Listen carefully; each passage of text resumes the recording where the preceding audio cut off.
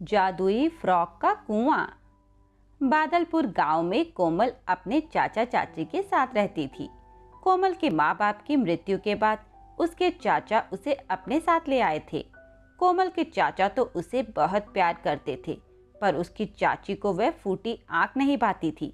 उसकी चाची रमा कोमल से कभी भी प्यार से बात नहीं करती थी और घर का सारा काम उसी से करवाती थी। कोमल, तुमने अभी तक कपड़े नहीं धोए? जल्दी से घर का सारा काम निपटा लो।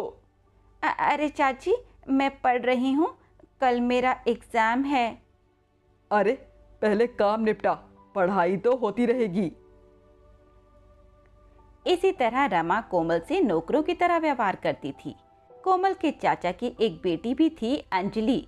वह एक घमंडी और नकचड़ी लड़की थी।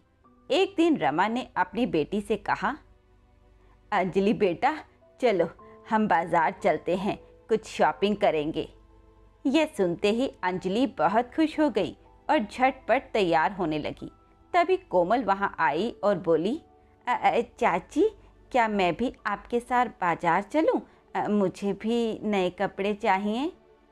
क्या करेगी नए कपड़ों का तू? अंजलि के पुराने फ्रॉक रखे हैं, वो पहन लियो। यह कहते हुए रमा और अंजलि बाजार की ओर निकल पड़ी और कोमल अपना मन मारकर वहीं रह गई। अगले दिन अंजलि अपने कमरे में नई नई फ्रॉक ट्राई कर रही थी। तभी वहां कोमल आई। अंजलि, कितनी अच्छी फ्रॉक है, मुझे भी एक फ्रॉक दे दो। अच्छा, तुम्हारी इतनी हिम्मत कि तुम मुझ जैसे कपड़े पहनोगी? क्या तुम मेरा मुकाबला करोगी? इस घर में तुम्हारी हैसियत एक नौकर से ज्यादा कुछ भी नहीं। मैं तुम्हें अपने पुराने कपड़े दे दूंगी, वही पहन के खुश रहो। अब जाओ यहाँ से। यह सुनकर कोमल बहुत दुखी हुई और रोते हुए अपने कमरे में आ गई। कोमल अपनी माँ की तस्वीर के आगे बहुत रोई। माँ, बाबूजी, आप मुझे अकेला छोड़ के क्यों चले गए? मैं यहाँ बहुत दुखी हूँ। मुझसे कोई प्यार नहीं करता, सब मुझे नौकर समझते हैं। इससे तो अच्छा होता मैं भी आपके साथ ही मर जाती। ये कहते हुए कोमल रोने लगती है। रोते रोते कोमल की आंख लग जाती है और वह सो जाती है। तभी सपने में कोमल की माँ आती है और कोमल से कहती है, बेटी, तू रोया मत कर, तू हिम्मत से काम ले। मैं तुझे एक ऐसी जगह बताती हूँ जहाँ जाने पर तेरी सारी मुसीबतें खत्म हो जाएंगी। गांव से कुछ दूर एक मंदिर के पीछे एक कुआं है। वह एक जादुई कुआं है। तुम वहां जाओगी और कुएं के सामने खड़ी होकर जो भी मांगोगी वो तुम्हें मिल जाएगा। अचानक कोमल की नींद खुली, पर वहां पर कोई नहीं था। कोमल समझ गई कि वह एक सपना देख रही थी, पर सपने में वह अपनी माँ की कही बात को याद करती है। अगले ही दिन कोमल कुएं के पास जाती है और उसके सामने खड़ी होकर कहती है, जादुई कुआं, मुझे बहुत सुंदर सुंदर फ्रॉक चाहिए जिसमें मैं बहुत खूबसूरत लगूं। इतना सुनते ही कुएं में से सुंदर सुंदर फ्रॉक निकलते हैं और कुएं से आवाज आती है, कोमल बेटी, लो तुम्हारी मनपसंद फ्रॉक, ये सब तुम्हारी हैं। ये जादुई फ्रॉक है। तुम जब भी इस फ्रॉक को पहनकर कोई भी इच्छा बताओगी तो ये पूरी कर देगा।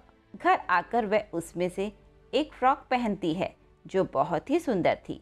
अपने आप को आईने में देखकर वह बहुत खुश होती है और कहती है, अरे वाह, मैं तो बहुत सुंदर लग रही हूँ।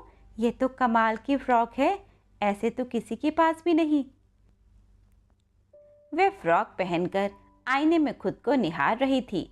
तभी अंजलि वहां आ जाती है और कोमल को सुंदर फ्रॉक में देखकर हैरान रह जाती है और कहती है, अरे तुम्हारे पास इतनी अच्छी फ्रॉक कहाँ से आई?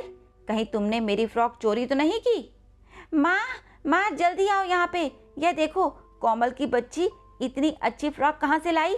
मुझे भी बिल्कुल ऐसी फ्रॉक चाहिए। रमा भी कोमल को इतना सुंदर फ्रॉक पहने देखकर हैरान हो जाती है और कोमल से पूछती है, क्यों नहीं कोमल, कहाँ से लाई ये फ्रॉक? सच सच बता, वरना मैं तुझे बहुत पीटूंगी। अरे मैं अपनी माँ का पुराना सामान देख रही थी, उसी में से मुझे ये फ्रॉक मिली है। ये कहते हुए कोमल अंजलि और चाची को टालने की कोशिश करती है, पर रमा को शक हो जाता है। अंजलि अपनी माँ से कहती है, माँ मुझे ये फ्रॉक चाहिए, कितनी सुंदर फ्रॉक है, मैंने तो कभी इतनी सुंदर फ्रॉक नहीं देखी, मुझे बिल्कुल ऐसी ही फ्रॉक चाहिए। कोमल की बच्ची के पास कहाँ से आ गई ये फ्रॉक? कोमल बेटी यहाँ आओ, मुझे ये फ्रॉक दे दो, इसे अंजलि पहनेगी। तुम्हें मैं कोई दूसरा फ्रॉक दे देती हूँ, तुम्हें तो घर पर ही रहना है, कुछ भी पहन लो। नहीं नहीं चाची, ये फ्रॉक मैं आपको नहीं दूंगी, चाहे आप मुझे कितना भी मार लो। यह सुनकर चाची के तन बदन में आग लग जाती है। वह कोमल की बहुत पिटाई करती है, पर कोमल उस फ्रॉक को नहीं देती। कोमल जानती थी कि वह एक जादुई फ्रॉक है और यदि कोई और इसे पहनेगा तो उसके साथ बहुत बुरा होगा, इसीलिए वह फ्रॉक चाची को नहीं देती।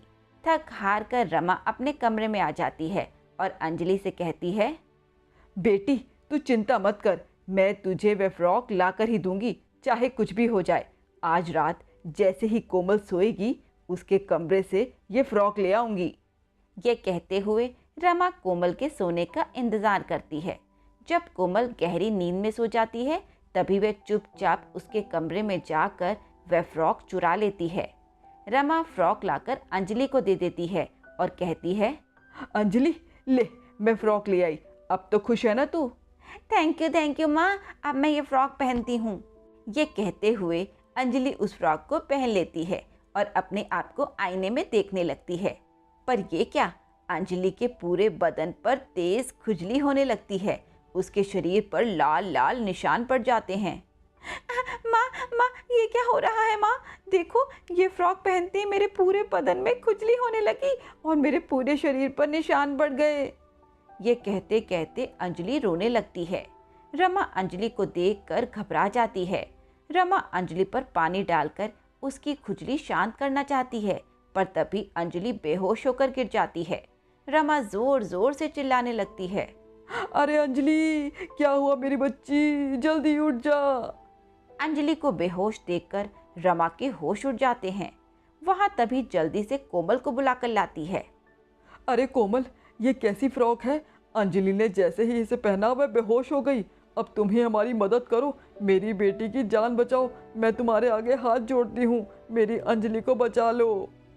कोमल जल्दी से वह फ्रॉक अंजलि के शरीर से उतार कर खुद पहन लेती है और कहती है, जादुई फ्रॉक, मेरी बहन को जल्दी से ठीक कर दो, उसे जल्दी से होश आ जाए। यह सुनते ही अंजलि को होश आ जाता है और वह ठीक ठाक बैठ जाती है। यह सब देखकर वह बहुत हैरान होती है और कोमल से पूछती है कि यह सब क्या है। इस पर कोमल उसे जादुई फ्रॉक की सच्चाई बता देती है। चाची, ये एक जादुई कुएं से मिली जादुई फ्रॉक है, पर इसका जादू तभी चलता है यदि मैं इसे पहनूं। अगर कोई और इसे पहनकर या चुरा कर पहनेगा तो उसके साथ कुछ भी अच्छा नहीं होगा, बल्कि कुछ बुरा होगा। मैं ये जानती थी, तभी मैं आपको ये फ्रॉक नहीं दे रही थी। उस जादुई फ्रॉक की सच्चाई जानकर कोमल की अच्छी भावना को देखकर रमा बहुत शर्मिंदा होती है और कोमल से कहती है, कोमल, तुम कितनी अच्छी हो, हमने तुम्हारे साथ कितना बुरा व्यवहार किया, पर फिर भी तुम हमारे भले की सोचती रही। मेरे लाख मांगने पर भी तुमने ये फ्रॉक नहीं दिया, क्योंकि तुम जानती थी कि ये फ्रॉक हमारे साथ कुछ बुरा करेगा। मैं तुमसे हाथ जोड़कर माफ़ी मांगती हूँ बेटा, मुझे माफ़ कर दे। नहीं चाची, मेरा आप लोगों के अलावा इस दुनिया में है ही कौन, आप इस तरह मुझसे माफ़ी मत मांगिए। ये कहते हुए कोमल रमा के गले लग जाती है।